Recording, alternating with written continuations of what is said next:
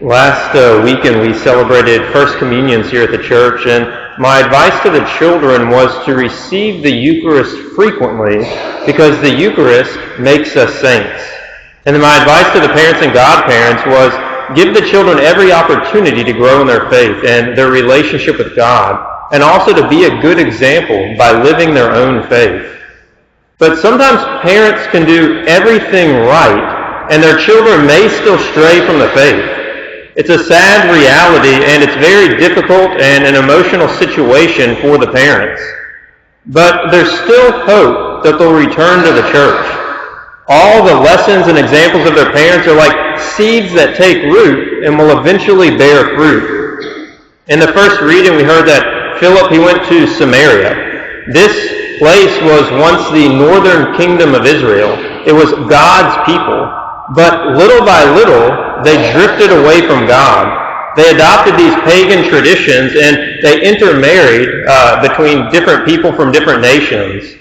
And so their life of faith, it became a mixture of the customs of the pagans and the Israelites.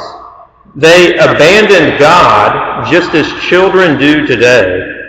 But today we heard that many of the Samaritans, they were returning to the faith because of Philip's words and the work of the Holy Spirit. What's necessary in situations like these is to meet people where they are and their relationship with God. In the Gospels, we know that Jesus, he always did this. He met people where they were in their spiritual lives, and then he helped them grow from there. I'd say that all of us are the perfect examples. God made all of us to be saints, but none of us are saints yet. Jesus, he still loves us though, and he doesn't demand instant perfection. He's a good companion who helps us to make progress in our spiritual lives little by little. And the primary way he does this is through suffering. In the second reading, Peter, he spoke about Jesus' sufferings. He talked about how he suffered for us so that we could have life. Well, through suffering, Christ, he meets us in our brokenness and sinfulness, and he leads us to faith. But the grace of conversion, it's not always instant. It takes time because people can create obstacles between themselves and God's grace. And this can be hard for those who have family and friends who are living in sin. Usually I think that when we see people like this, we want them to be instantly changed.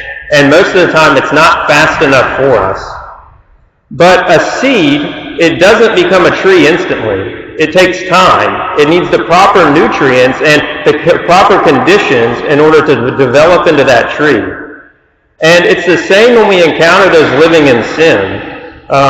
The ones living in sin. The church, really, if you look at the different articles of the church, they call us to accompany those who are living in sin. We're not meant to coerce them or try to force them to conversion. And this can be difficult, and it can cause a great deal of suffering because a lot of times people aren't where we want them to be. But one thing that many don't realize is that, like Jesus, our sufferings, they may be the very thing needed for the grace of conversion. And it's not just the sufferings that we experience when we see someone living in sin and we want them to change, but every suffering, even the most minute things such as a headache, it's an opportunity for grace for ourselves and for others.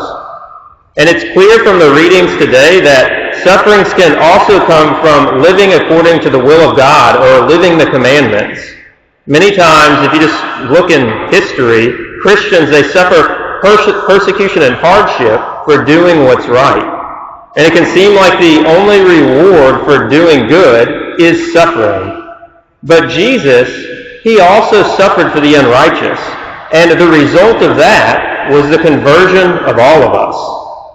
A word the church uses for this type of suffering is redemptive suffering. It's when we unite our sufferings to the cross of Christ and they gain power and the ability to merit, or they're worthy of grace. And what this is a process of turning our sufferings, or these little crosses that we have to endure, we turn them into little crosses endured for the salvation of others. I was reading something online the other day. It was about a priest who went to meet Pope John Paul II.